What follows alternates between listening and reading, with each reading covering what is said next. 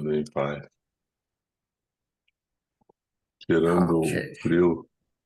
o frio do Então, cão, do gato que tá fazendo, tá tudo certo. é? É. Aqui tá Provavelmente o tranquilo. Marcelo, que é de Porto Alegre, vai dizer, não, menino, não tá nada frio, porque o sujeito já vem ali da onde faz frio, né? Então aí fica fácil a vida para ele. Mas vamos lá. Bom, quem hoje amorosamente vai fazer a nossa prece de abertura? Ih, o sujeito até fecha a câmera, dá uma olhada como é que é. Brincadeira, né? Nossa, não tem uma alma disponível, A gente. Letícia que é. A Letícia, tadinha da Letícia, a gente sempre persegue ela, né, Letícia? Mas ela vem, mesmo de. Eu também tô comendo, viu, Letícia? Esse horário é o horário que a gente tá aqui comendo o nosso lanchinho. Então, vamos lá. Então vamos lá, né? Vamos fechar nossos olhos, vamos elevar nossos pensamentos ao nosso Pai Celestial, a Jesus Cristo, e pedir para nossos mentores, para que nos tragam sabedoria, para que nos iluminem no caminho certo, para que a gente tenha paciência, amor, paz, harmonia, e que essa aula seja maravilhosa, e que assim seja. Graças a Deus. Muito obrigado, viu? Pelo seu carinho, pelo cuidado. Gente querida, nós temos hoje o nosso querido Silvio, que muito amor e carinho, acordando na madrugada do Brasil, para compartilhar essa aula com a gente. Seja muito bem-vindo, viu, Silvio? Eu vou fechar a câmera só porque ninguém precisa me ver mastigando, né, Silvio? Mas só por isso, mas eu tô aqui. Boa aula, querido. Obrigado, Maher. Boa noite aí para todos. Se tiver alguém de outro lugar, bom dia, boa tarde. A Letícia já botou pressão em mim aqui, porque ela pediu para a espiritualidade que a aula seja maravilhosa, né? Botou pressão, mas tudo bem, vamos fazer o possível aqui. Vamos ver se agora eu consigo compartilhar de novo direitinho.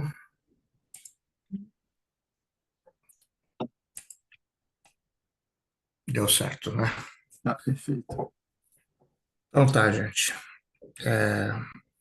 De novo, boa noite. Que a paz de Jesus, o espírito crítico de Kardec e a sabedoria dos dois permaneça com a gente agora e sempre. Hoje a gente vai começar a falar, começar porque não termina hoje, né? Isso aqui vai ainda ter mais uma ou duas aulas sobre esse sistema de interpretação dos fenômenos espíritas. Então, só para a gente entender do que a gente está falando, esse, esse tema está no capítulo 4 da primeira parte do Livro dos Médiuns, né, de Allan Kardec. Então, ele aborda o que na época era conhecido como, na época do lançamento do Livro dos Médiuns, era conhecido como sistema de interpretação dos fenômenos espíritas.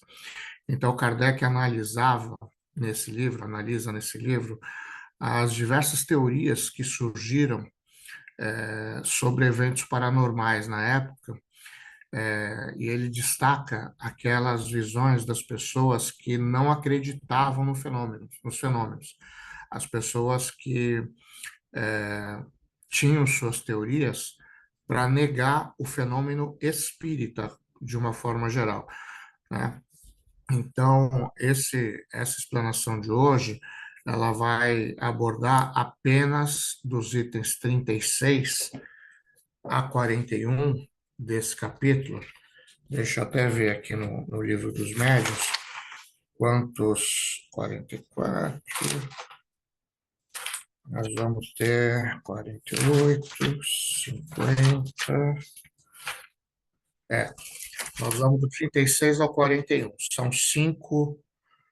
São cinco itens desses sistemas de interpretação. Fora esses cinco que nós vamos abordar hoje, existem mais 10 que vão ser abordados sucessivamente no próximo encontro e no encontro subsequente, tá?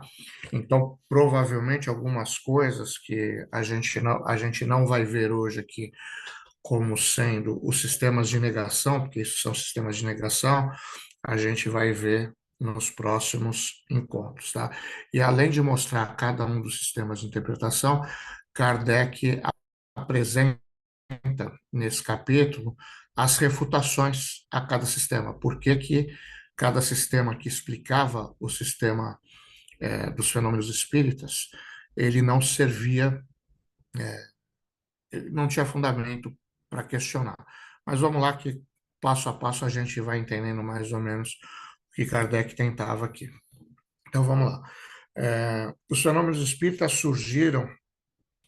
Aqui eu usei mais ou menos o tempo de verbo que o próprio Kardec usava, né? Então, quando fala aqui que os fenômenos espíritas ressurgiram nos últimos tempos, a gente está falando como se estivesse escrevendo lá em 1860, 1861. Então, esses sistemas ressurgiram no sentido de que, como vocês já viram nas aulas anteriores, os fenômenos espíritas eles não eram propriamente uma novidade durante o estudo de Kardec. Eles já existiam antes, mas de repente eles passaram a acontecer insistente, né? Eu vi até no nosso grupo de WhatsApp que isso gerou uma algumas perguntas a respeito, né, falando por que que a gente não tem mais tantos fenômenos materiais como a gente tinha naquela época. Já foi bem respondido, inclusive, lá no grupo de estudos, mas só para a gente entender, eles deixaram de existir porque o principal objetivo desses fenômenos materiais, na época, era chamar atenção para os fenômenos. Hoje em dia, a gente tem outras formas de chamar atenção para eles, de maneira mais focada na inteligência e menos no fenômeno físico propriamente dito. Então, esse surgimento dos fenômenos espíritas surgiu uma série de interpretações a respeito dele e Kardec adotou o procedimento de averiguar cada explicação que era dada aos fenômenos espíritas. Então, ele pegava testemunhos que ele considerava irrecusáveis, experiências que eram acessíveis, que confirmaram a existência dos fenômenos. E tivemos aí interpretações diversas. Cada observador interpretou os fenômenos de acordo com as suas ideias pessoais, crenças e preconceitos. E é bom que a gente diga que a gente continua fazendo isso até hoje, né? Não só os não espíritas, como até nós espíritas, nós vamos ver que nós, espíritas, em muitas oportunidades, temos interpretações diferentes de um mesmo fenômeno, o que não quer dizer que esteja errado ou que alguém esteja errado, é só uma forma da gente entender, baseado exatamente nas nossas ideias pessoais, nas nossas crenças e nos nossos preconceitos, que nós temos ainda bastante, né? Então, o aparecimento de diversos e numerosos sistemas interpretativos foi resultado, como dito, já de perspectivas diferentes. Opositores do espiritismo, lá quando nasciam, usavam que exatamente essas divergências, essas formas diversas de interpretar-se os fenômenos espíritas, era um argumento de que a doutrina espírita ela não tinha uma unidade, que ela não sabia do que estava falando. Porque se os próprios espíritas não se entendiam sobre os fenômenos, por que que os não espíritas iriam se entender, né? E Kardec argumenta sobre isso, que isso é um processo de diversidade natural sobre qualquer coisa que se estuda, sobre qualquer forma de ciência, existe divergência, principalmente no estudo, no início do estudo dessas divergências, né? Até hoje, se a gente parar para pensar, o que aconteceu na pandemia da Covid, né, com relação à vacina, por exemplo, prova que até hoje nós temos divergências sobre ciência até, né? Quanta gente foi a favor, quanta gente foi contra, quanta gente achava que o tratamento tinha que ser de uma maneira, a prevenção tem que ser de outra, e muitas desses argumentos partidos da própria ciência, independentemente de nós que não somos cientistas, não somos médicos, termos as nossas opiniões, a própria ciência também tinha uma variedade, tem ainda uma variedade de opiniões a respeito disso. E o espiritismo, que estava apenas nascendo naquela oportunidade, também tinha, e tem até hoje, porque a gente fala do Espiritismo como se o Espiritismo fosse uma doutrina extremamente antiga, e ela não é, ela tem um século e meio, um pouco mais de um século e meio. Do ponto de vista histórico, um século e meio é muito jovem, né? Só para a gente adotar aí o cristianismo, né, que é a base moral do espiritismo. O cristianismo tem aí seus 2.000 anos, um pouco menos de 2.000 anos. Outras crenças, o próprio islamismo tem mais de meio milênio pela frente. Então, nós estamos aqui falando de uma doutrina que ainda é uma doutrina recente.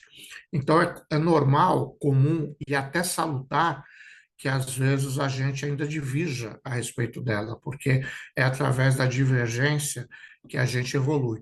A convergência costuma colocar uma pedra em cima daquilo que a gente considera conhecimento. A divergência não, a divergência faz a gente sempre estar procurando alguma coisa nova, uma interpretação nova, e batendo essa interpretação com aquela que já tem. E normalmente, até Kardec pediu isso para que a gente adotasse aquela postura, aquela crença, aquela forma de entendimento que fosse melhor para o nosso senso crítico e para a nossa forma de interpretar o mundo, né? Então, está havendo, na verdade, uma evolução do pensamento espírita desde aquele momento, desde o lançamento do Livro dos Espíritos, né, lá em 1857, já começa com isso. Então, os primeiros passos de toda a ciência, o espiritismo não foge a isso, vem desenvolvimentos são necessários, vem com movimentos que são necessariamente incertos, né?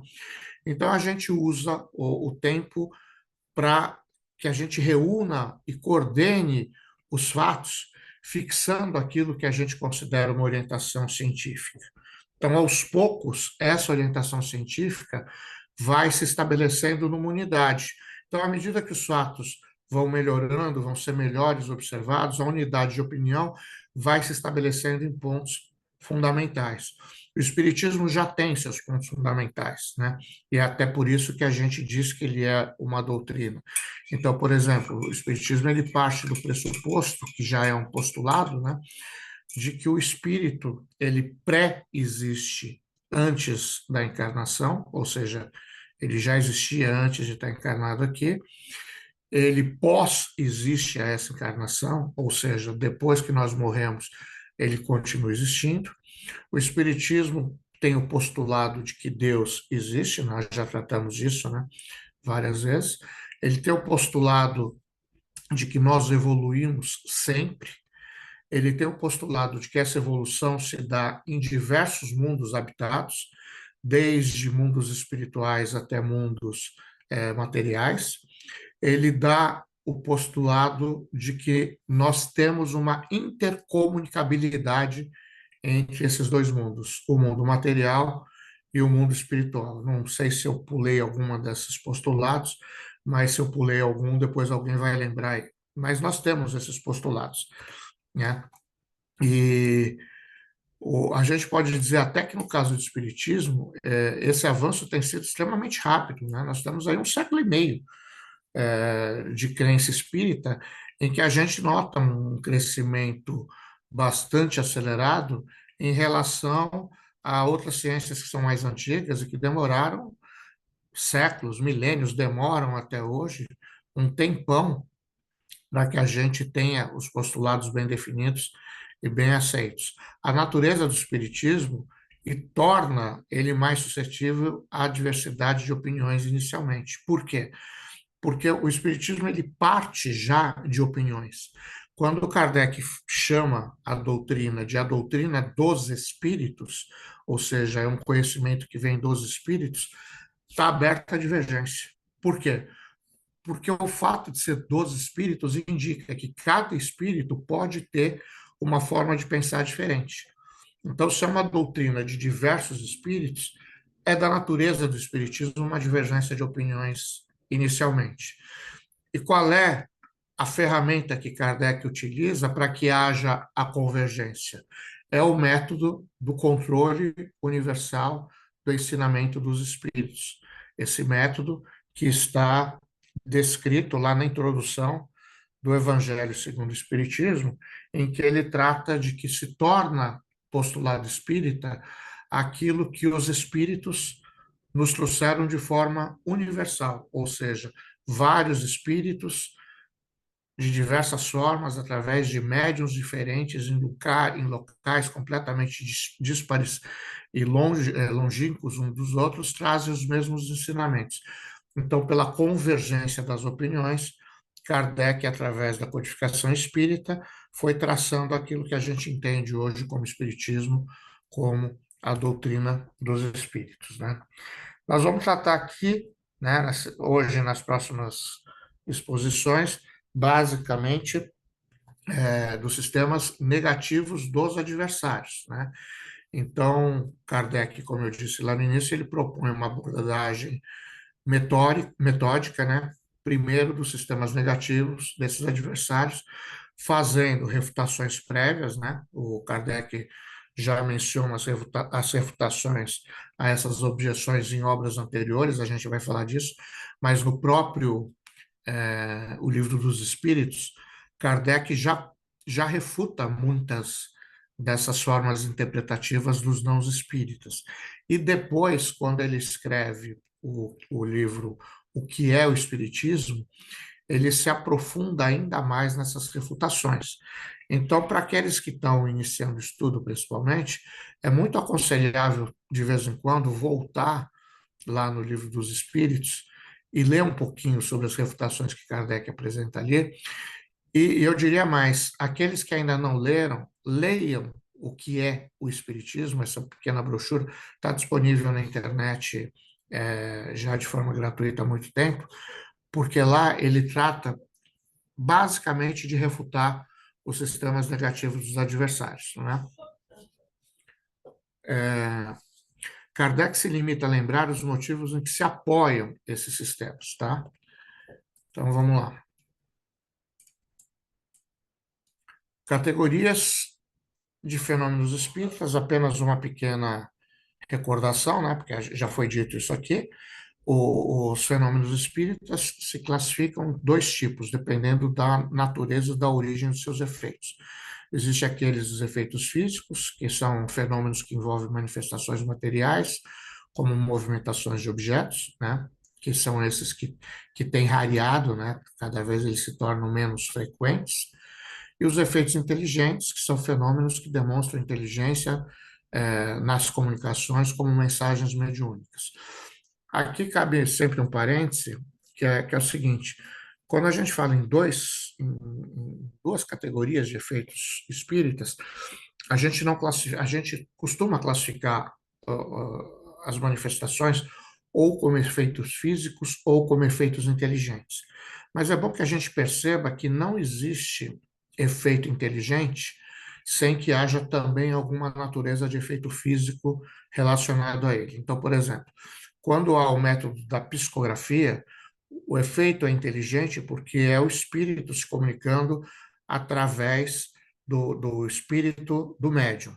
Mas no efeito inteligente ainda precisa da manifestação mecânica, física da escrita. Na psicofonia ainda existe a necessidade da verbalização, né, do médium. Então, são pequenos efeitos físicos que apoiam os efeitos inteligentes. Por outro lado, quando a gente fala de efeitos físicos, os efeitos físicos eles só se tornam efetivamente fenômenos espíritas quando nós percebemos nos efeitos físicos uma inteligência agindo sobre ele, né? Lembra que Kardec falava que não há efeito sem causa e não há efeito inteligente sem causa inteligente? Então, para que a gente perceba a presença de um espírito nos fenômenos espíritas de efeitos físicos, precisa que haja ali uma manifestação inteligente. Então, quando a gente categoriza os fenômenos entre físicos e inteligentes, a gente está falando de uma categorização que também se intermedia, se intercoloca uma com a outra, tá bom?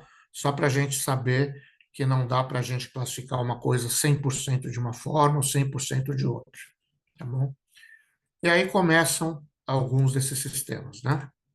Que costumavam, ainda costumam ser atribuídos aos fenômenos espíritas. Um deles, do charlatanismo, né? Em que os opositores do espiritismo classificam os fenômenos não a uma inteligência espiritual, mas sim a atribuição a uma esperteza, em que alguém diz que alguém fazendo um efeito e tratando aquilo como sendo alguma coisa, é, uma mistificação, uma prestidigitação, um charlatanismo propriamente dito. Assim, alguém dizendo que ali é um fenômeno em que existe um espírito, mas que na verdade não existe espírito nenhum. A primeira coisa que a gente pode pensar a respeito disso é que isso é uma generalização, né? É, essa suposição transformaria todos os espíritas, todos nós, por exemplo, em mistificadores, mistificados, e que todos os médiuns seriam mistificadores. E a gente desconsideraria o caráter dessas pessoas, né? Existem, já existiam na época de Kardec, existem até hoje, pessoas que são extremamente sérias, para não dizer que é a maioria, que não se daria ao desfrute de ficar brincando com isso e de ficar tratando as outras pessoas como imbecis, a ponto de ficar enganando elas o tempo inteiro. Isso é aquilo que Kardec refuta nesse sistema do charlatanismo, e ele faz analogia com a física, em que ele argumenta que alguns fenômenos da física também são imitados por pré-digitadores, né? Sem invalidar a ciência da física. Então, por exemplo, existem pré-digitadores que fazem efetivamente mesas pairarem, né? Nós já vimos isso, né? Através de sistemas de fios, aquela coisa toda, e que passa uma ideia de que está havendo aquilo, né? Ele destaca que muitos dos participantes têm caráter, participantes, lógico, como eu disse, eu estou usando aqui a realidade de quando foi escrito o Livro dos Médiuns. Então, se coloque na cabeça de Kardec aqui para entender a argumentação. Ele está dizendo que as pessoas que participavam lá dos festivais, das mesas girantes, eram pessoas que tinham muito caráter, o que de alguma forma já afeta a suspeita de fraude, né? E admite a possibilidade de abusos. O Espiritismo sempre admitiu e continua admitindo a possibilidade de abusos, de realmente existir gente fazendo esse tipo de coisa dos quais a gente foi acusado.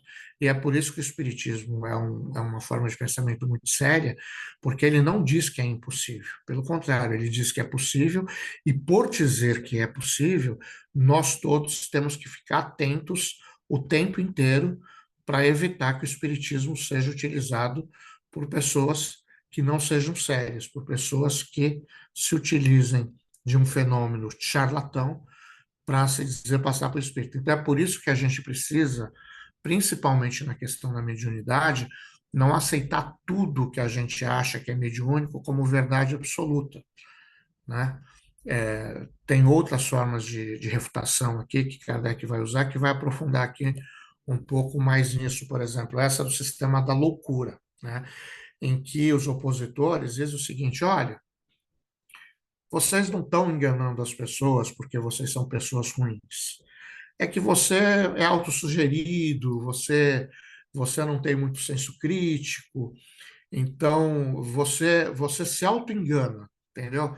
Isso que você chama de um fenômeno espírita, na verdade é uma coisa que você acha, você está convencido de que acontece, então isso é um sistema meio de loucura, de auto-engano.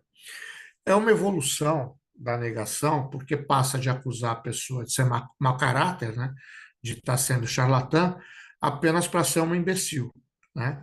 Ou seja, ela não é mau caráter, ela só é uma imbecil que se deixa enganar por uma. E eu estou usando a palavra imbecil porque foi usada por Kardec, tá? Não sou eu que estou querendo ofender ninguém, tá? E é bom que a gente entenda que imbecilidade no, no meio do século retrasado não era um xingamento, era quase que um diagnóstico, né? A pessoa considerada imbecil era uma pessoa que tinha realmente problemas relacionados à sua saúde mental. né? Hoje a gente chama de imbecil uma pessoa que é inteligente, mas não consegue usar sua inteligência. É diferente de uma pessoa que tenha problema. Mas vamos usar a palavra imbecil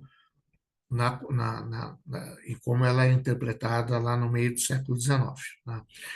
Esse argumento da loucura, como diz aqui, os críticos menos polidos simplesmente acusavam os espíritas de serem loucos. Qual é a refutação que Kardec traz ao sistema da loucura? Primeiro, Kardec não era que nem Jesus, né? A minha saudação inicial quando eu falo é sempre aquela, que a paz de Jesus, o espírito crítico de Kardec e a sabedoria dos dois permaneçam com a gente agora e sempre. Jesus era um homem de paz. Kardec era um homem de sabedoria. E por ser um homem de sabedoria, nem sempre ele tinha a paz que Jesus tinha. Então ele já vem chutando o pau da barraca e ele já fala que essa acusação é ridícula, né? Ele não parte daquele princípio que Jesus falaria, não, meus senhores, o pessoal está com boas intenções, está tudo indo bem, mas não, Kardec já fala, não, essa afirmação é ridícula, entendeu? Já é por aí. Ele considera essa forma de crítica ridícula e nem merecedora de refutação muito detalhada, né? Então veja que ele não tem muita paciência. A paciência que Jesus tinha, Kardec já não tem tanto. Aliás, os espíritos também têm pouca paciência com Kardec, porque Kardec era meio chato, ele ficava perguntando as coisas e reperguntava, que é um método que nós jornalistas usamos muito, investigadores de polícia usam muito, que é o quê? De ficar perguntando as mesmas coisas indefinidamente até que a pessoa cai em contradição, né? Como os espíritos sabiam que Kardec estava usando esse método para inquiri-los, tinha hora que os espíritos perdiam a paciência e ele perguntava uma coisa e eles respondiam assim: então, como nós já dissemos, isso é assim, assim, assim, né? Que era para provar que eles sabiam o que eles estavam dizendo, né, Marcelo? Silvio, também em pesquisa de relações humanas, né? Human Resources, como a gente diz em inglês, eles fazem o mesmo método. Então, diz assim, o seu gerente é um cara bacana? Aí vem, daqui a 3 perguntas vem, e o seu gerente é um cara legal? E daqui a pouco vem, e o seu gerente é um bom exemplo para as outras pessoas? E aí vem, e sempre vai tentando te pegar por outra palavra, né? Mesma coisa. E é bom lembrar que esse método, Marcelo, é um método socrático, né? Quando a gente lá atrás viu que Sócrates é um precursor do espiritismo, está lá na introdução do Livro dos Espíritos, é porque Sócrates, quando ele testava o conhecimento das pessoas, ele usava um método conhecido como maiêutica, que alguns também chamam de método da parturição, que é ir perguntando as coisas para a pessoa até ela chegar no embasamento dela, que provavelmente não se sustenta. E aí, quando você pega a base do pensamento da pessoa e ela não se sustenta, você arrebenta o resto que está construído em cima dela. Então, esse é um método socrático e é por isso que se usa ele, para a gente ver se aquilo que está sendo questionado, tem uma base sólida para continuar existindo. E aí, Kardec, na sua refutação, ele vem e traz o perfil dos adeptos do Espiritismo, que, aliás, foi comprovado recentemente pelo último censo aqui no Brasil. Ele reafirma esse perfil dos adeptos, que conta com uma maioria absoluta de adeptos de classes mais esclarecidas, né? Se vocês forem pegar os resultados do último censo aqui no Brasil, vocês vão ver que o Espiritismo ainda é uma doutrina de pessoas com maior nível de escolaridade do que outras, o que não quer dizer que nós sejamos mais inteligentes ou eleitos ou qualquer coisa desse tipo, mas dá a gente uma característica de questionamento. Então, isso é uma característica que quem me conhece, o Marcelo já me conhece bastante bem, o Mar bastante bem, outras pessoas que estão aqui também, porque eu não estou vendo todo mundo aqui, eu bato muito nessa tecla de que o bom espírita não é aquele que aceita as explicações, por melhores e mais bonitas que elas sejam. É aqueles que o tempo inteiro colocam a sua interpretação dentro do aspecto crítico que Kardec pediu. O espírita que não usa o seu aspecto crítico, ele não está sendo um bom espírita. Ele está apenas sendo mais um crente, só que de uma doutrina diferente. E ele compara que fanatismo em excesso, né? Aliás, fanatismo em excesso é um pleonasmo, né? Mas é uma redundância. Ele diz que o fanatismo do espiritismo e os seus excessos existem em outras formas de conhecimento. Todo mundo, em toda forma de conhecimento, de crenças, existe fanático. O espiritismo não é diferença. Se a gente for parar para pensar, todo mundo aqui deve conhecer um espírita fanático. Sempre tem um, né? Que normalmente, infelizmente, é esse que eu falei, é esse que eu falei que não questiona nada, que ele tem as verdades dele já estabelecidas, coloca a culpa em Kardec, das verdades dele, coloca a culpa nos espíritos, a verdade dele, e é aquela pessoa que sabe tudo dentro da doutrina espírita e ela não tem dúvida absolutamente sobre nada. Esse daí é o verdadeiro fanático espírita. Eu sou muito fã de um compositor aqui do Brasil, que aliás é meu xará de sobrenome, Oswaldo Montenegro, e Oswaldo Montenegro diz que, aliás, eu não sei se é ele que diz ou se ele parafraseia alguém, mas seja lá quem foi que disse, mas ele fala isso, que aquela pessoa que não tem dúvida sobre absolutamente nada é um verdadeiro bobo, né? Porque a pessoa que não tem dúvida de nada, ela está estagnada em algum lugar, né? Depois vem um outro sistema trazido aí pelos opositores do espiritismo, que é o sistema da alucinação, em que é também uma forma mais. é, o primeiro sistema diz que as pessoas são charlatãs. O segundo diz que elas estão enganadas, né? Esse é mais é um pouco menos agressivo. Ele faz, não, não, você não está nem enganado, você não é mentiroso, também você não está enganando. Você só está alucinando um pouco, tá? Então a culpa não é sua, porque o problema é que você está vivendo uma ilusão dos seus sentidos. Essa teoria fala que o observador tem uma boa fé, né? Ele não tem nenhuma ele não quer te enganar, ele não é enganado, mas ele tem uma boa fé, é, e você acredita numa coisa que você vê, mas que não existe, tá? Você está vendo, mas ela não existe, né? E compara isso a alguns efeitos, né? De efeitos ópticos. Então, por exemplo, quando você olha para o universo e vê uma estrela, os astrônomos cientificamente dizem que nós estamos vendo o passado. Quando a gente observa o universo, nós estamos vendo o passado. E por que o passado?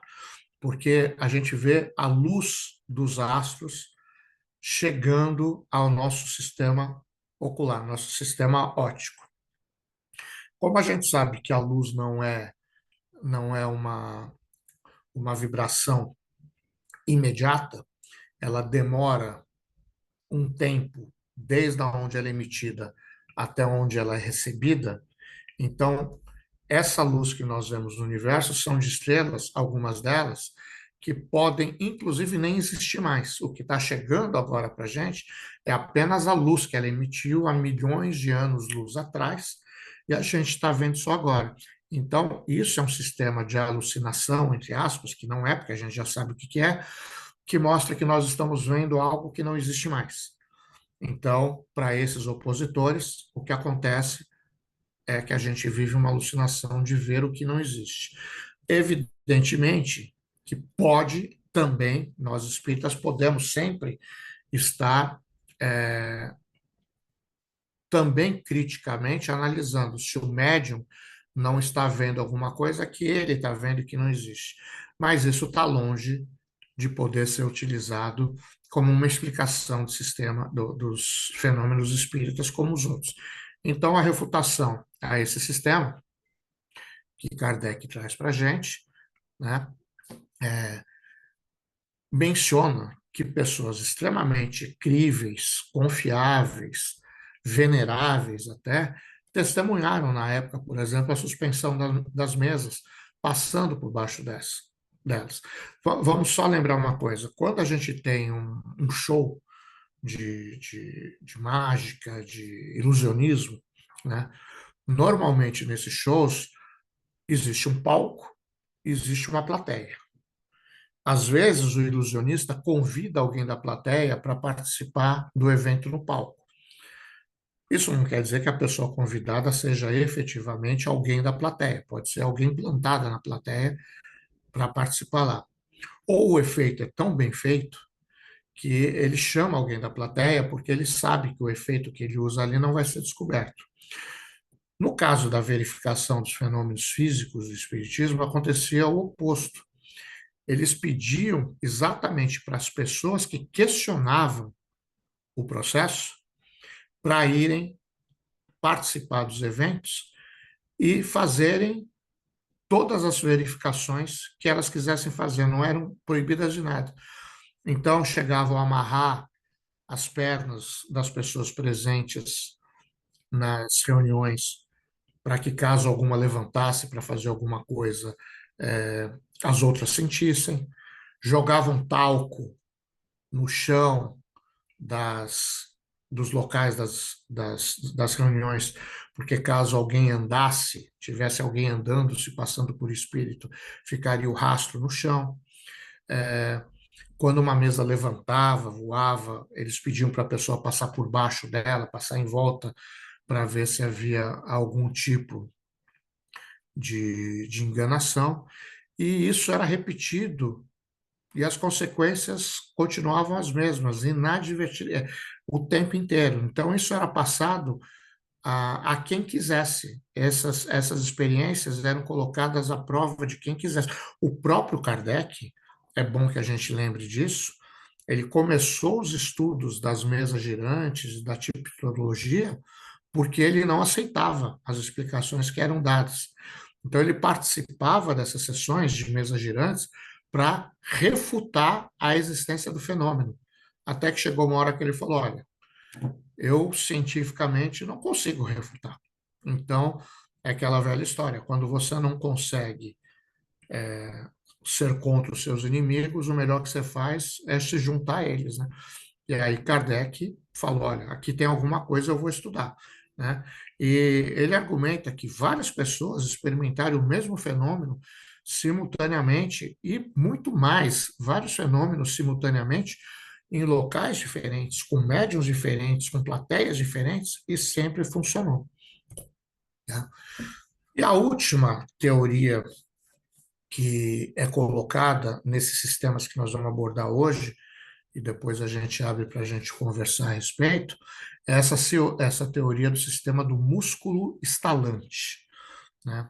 Ela é bem interessante porque provavelmente a gente nunca ouviu falar, né? Quem não estudou o espiritismo no nosso momento atual pode imaginar que alguém, em algum momento, tenha usado essa teoria para refutar os fenômenos espíritas. Então, o que diz isso aqui? É uma explicação médica da época que dizia que existia um tendão do músculo conhecido como perônio, né, em que você, fazendo a contração desse músculo, você gera um estalo dele, né? Então, alguns médicos sugeriam que esse estalo que você dá nesse músculo, que você tem a capacidade, e que não é todo mundo, tá? Isso é uma síndrome muito rara, tá? Não é todo mundo que consegue fazer, né?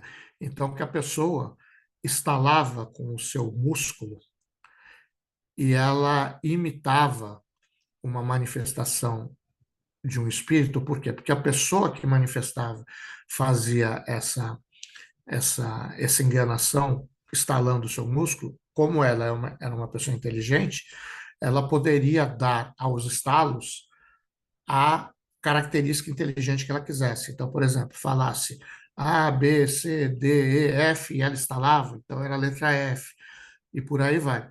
Só para vocês terem ideia, isso é uma síndrome raríssima, né? A medicina ainda entende que ela existe, mas ela é muito rara. Mas eu não vou poder mostrar para vocês agora, mas eu, quando tinha 14, 15 anos, jogando futebol, eu tive uma torção de tornozelo do meu pé direito, né, em que eu não cheguei a fraturar o tornozelo, mas eu distendi um dos tendões um não é tendão que chama, tendão é como é que chama?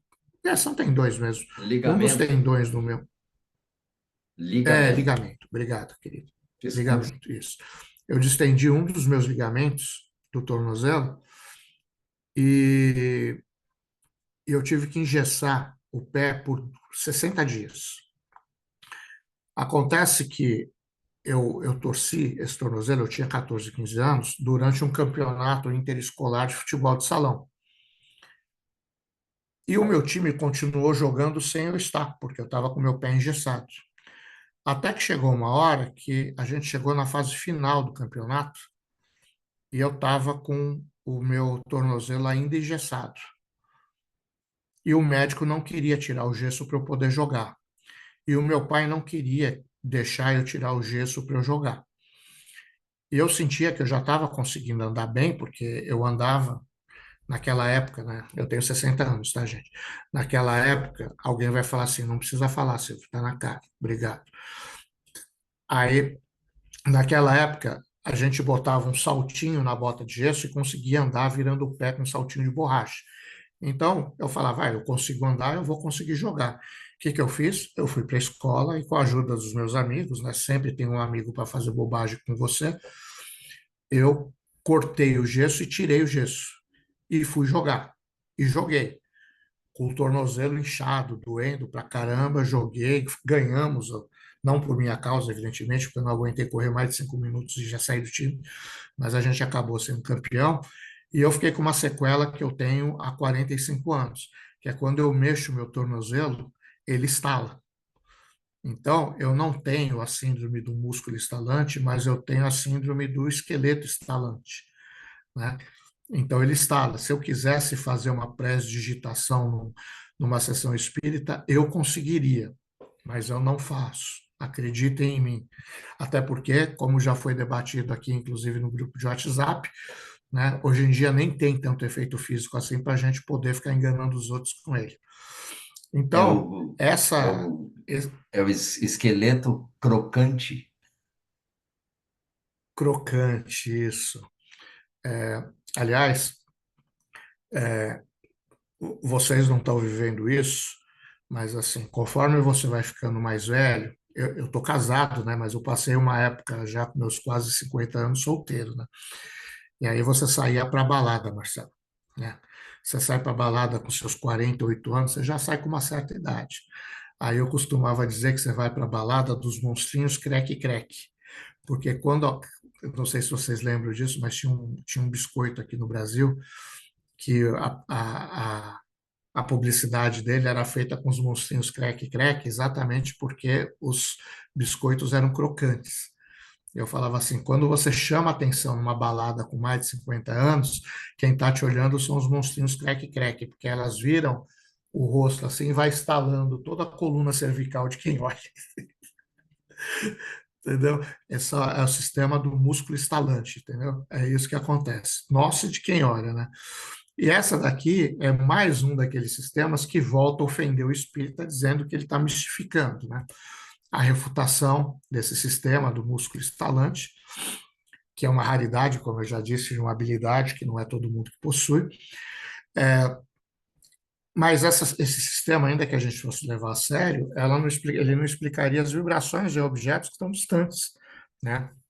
Você falou de esqueleto aqui, ó. Tem um esqueletinho aqui que está aqui do lado. Ela não explica a vibração de objetos que estão distantes e coloca que as pessoas que estudaram aquilo se colocaram a um julgamento precipitado, porque elas não conheciam aquilo que falavam e saíam se explicando as coisas, que, aliás, é uma coisa bastante interessante, né? Eu me lembro que no meu primeiro ano de faculdade, eu fiz faculdade numa universidade católica, lá em Pernambuco. Quer dizer, eu comecei a fazer minha faculdade numa universidade católica lá em Recife. As universidades católicas, apesar de serem católicas, elas não ficam fazendo grandes pregações, né? Existem cadeiras de teologia que você pode optar por fazer, mas não é obrigatório. Mas existem as cadeiras de filosofia. Eu me lembro que a nossa professora de filosofia do primeiro ano, ela pediu para que cada um que tivesse uma religião diferente fizesse uma pequena explanação de 15, 20 minutos, o que era a sua religião, quais eram os seus preceitos e por aí vai. Eu me lembro que quando eu fiz a minha, eu na época eu considerava efetivamente o espiritismo uma religião.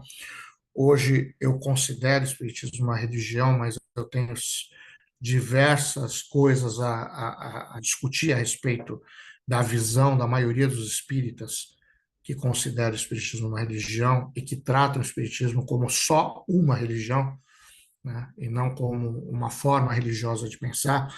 Mas eu me lembro que, ao expor o que na época eu considerava uma religião e os pressupostos do espiritismo, um rapaz lá levantou a mão e falou assim: Isso tudo é bobagem, né? Mas foi assim, ele foi bem agressivo. Aliás, ele até se tornou um grande amigo meu. Até hoje a gente é muito amigo. Isso 40 anos depois, né? Ele falou assim: Eu considero isso um monte de bobagem. E aí eu virei para ele e falei: Mas por que você considera isso um monte de bobagem? Ele falou: Isso é uma bobageira. Onde já se viu espírito falando, gente que volta. E começou a falar aquele tudo. Aí eu virei para ele e falei: Tá, deixa eu te fazer umas perguntas só para gente, só para eu entender tua forma de pensar. Falei assim: Você com certeza conhece Tóquio, né? Virei para ele: Você com certeza conhece Tóquio. Quando você quer que alguém negue alguma coisa, você fala uma coisa bem absurda e fala que com certeza a pessoa sabe do que você está falando, né? Quando você quer pegar a pessoa no pulo. Então eu virei para ele e falei assim: então, deixa eu só te perguntar uma coisa. Com certeza você conhece Tóquio?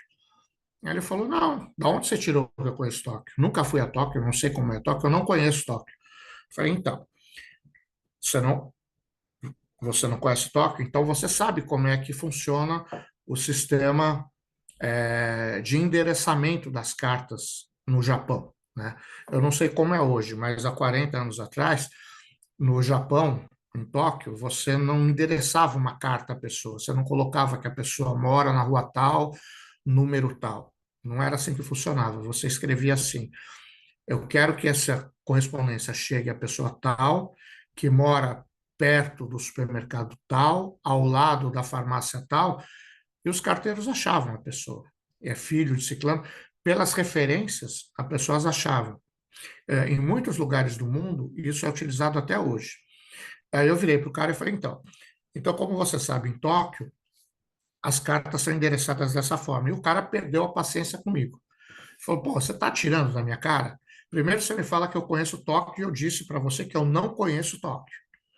Aí eu falo para você que eu não conheço Tóquio e você me pergunta como é o sistema de endereçamento de carta em Tóquio que eu não conheço.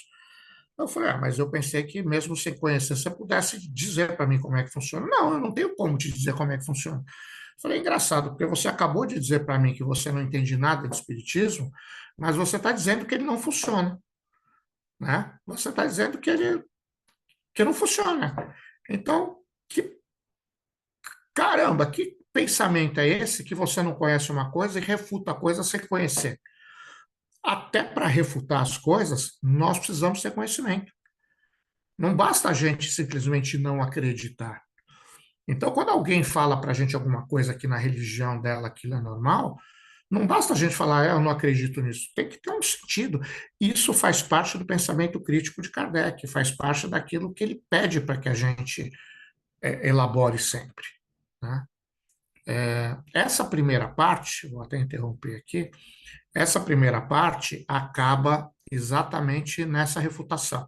Daqui para frente, nós vamos ter mais. Mas eu queria ter aí uns 5 minutinhos, 6 minutinhos antes do nosso encerramento, para ver se alguém quer colocar alguma coisa, quer falar a respeito de algumas dessas refutações, porque eu não sei vocês, mas eu já me autoquestionei várias vezes se aquilo que eu acredito, às vezes, não é uma sensação minha que eu acho verdadeira. E eu toda vez eu volto a essas refutações de Kardec para ver se eu não estou sendo fanático demais, né? Marcelo, se levantou a mão? Na verdade, é o músculo estator esquerdo aqui que está doendo bem aqui, essa coisa de velho, né? Mas isso que tu acabou de falar é muito importante. A gente muitas vezes desconfia daquilo que a gente está vendo, né? A gente desconfia. E a gente desconfia, quem participa de um grupo mediúnico, desconfia do médium, o vizinho que está sentado na mesa, na cadeira ao lado. A gente desconfia. Isso é um efeito interessante, que eu não sei se é exatamente errado, né? Por favor, o teu pensamento nisso. Não, eu acho que não é errado. Eu acho que se torna errado quando ele vem junto com o julgamento, né? Eu acho que a gente ter eu acho que a gente ter o cuidado de perceber se um médium ao nosso lado ele está se autossugerindo, se ele tem ali uma manifestação mistificada, eu acho que é importante a gente ter. O que a gente não pode, o que eu acho que a gente não deve, né, que não pode, é transformar isso num julgamento e principalmente num julgamento constante, né? Nós todos estamos sujeitos, por mais sérios que nós sejamos, a mistificações. Nós todos estamos sujeitos à autossugestão, né? Eu não sou psicólogo, nós temos gente aqui muito capacitada para isso, não sou terapeuta, mas nós todos estamos sujeitos a isso. Então, nós pessoas que respeitamos uns aos outros, e normalmente dentro de um grupo é isso que acontece, ou pelo menos deveria acontecer, né? A gente se respeitar uns aos outros, faz parte desse respeito a gente chamar a outra pessoa a uma realidade, falar, olha, isso que você está falando, eu estou achando que não é propriamente mediúnico. Eu estou achando que isso você está percebendo a sua forma de pensar, está verbalizando, mas fazer isso de uma forma carinhosa, fazer isso de uma forma respeitosa e também não impositiva, porque você também pode estar errado, você pode estar interpretando e a pessoa não está fazendo aquilo, né? É, é bom a gente lembrar, né? Nós vamos estudar isso nesse curso de mediunidade, que entre os fenômenos mediúnicos existe uma outra categorização. A gente falou de fenômenos de efeitos inteligentes e efeitos físicos, mas a gente pode categorizar os efeitos mediúnicos de diversas formas.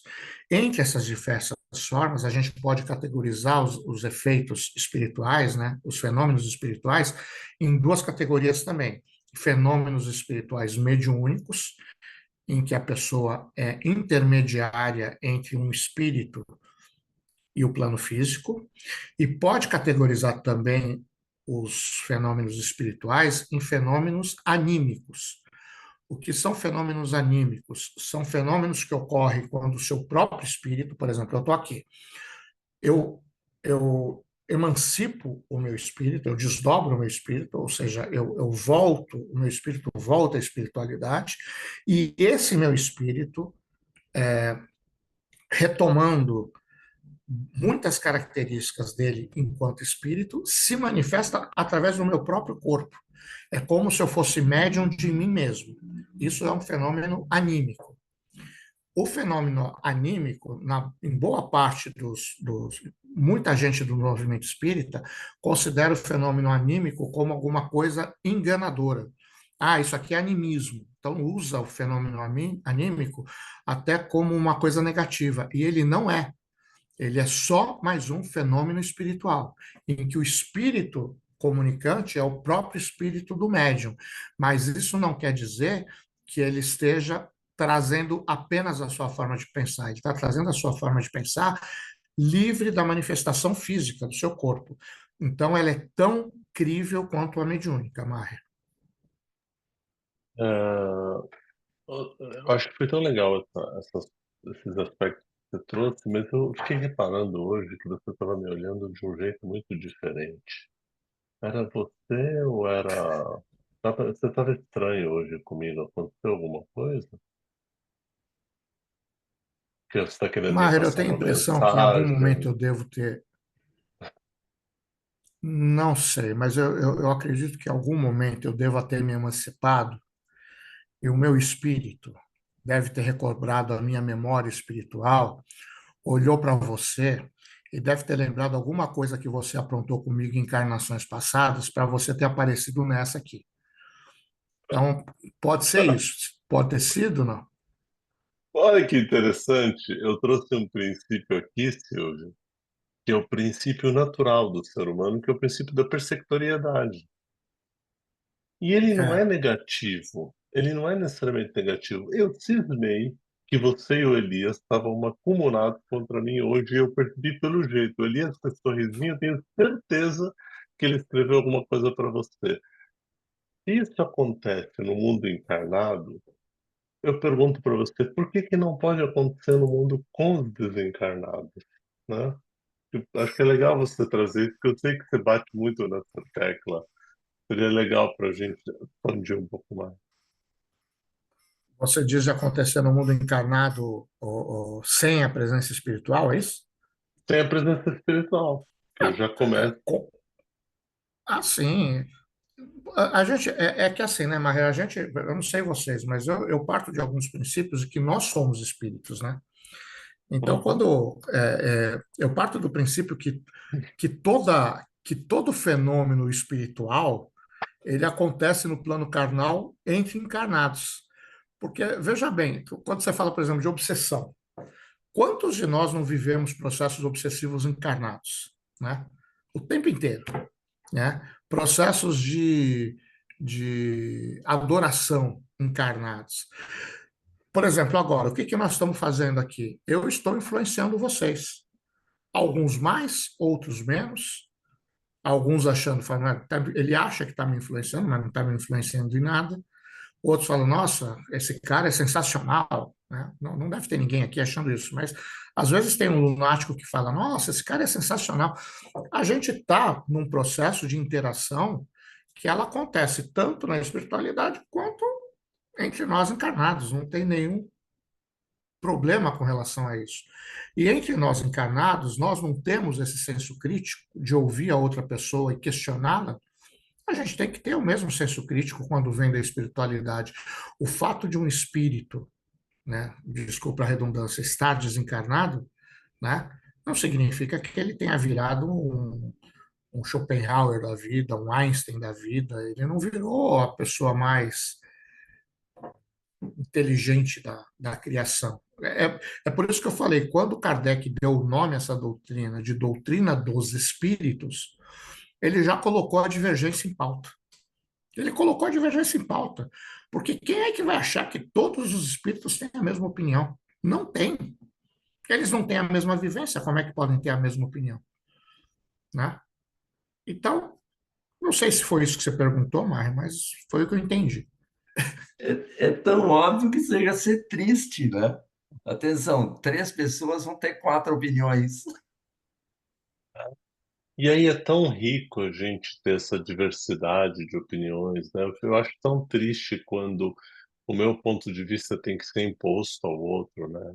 É tão admirável essa gente que pensa diferente da gente, é tão admirável essa gente que desconfia da gente, essa gente que pensa. É bom, porque isso faz parte, né? Ô, Mari, você falou uma coisa aí que me veio um insight aqui agora. Você quer perceber se você está certo ou errado? Se você acha que você tem que convencer alguém de que você está certo, você já está errado. Uau! É isso aí, é isso aí. É. Como diz, né? E o que eu Entendeu? mais queria era provar para todo mundo que eu não queria provar nada para ninguém. Simples É isso, assim. Ah, simples assim. Simples assim. Cid, deixa eu aproveitar essa resposta maravilhosa e sua e criar coragem e te fazer uma pergunta.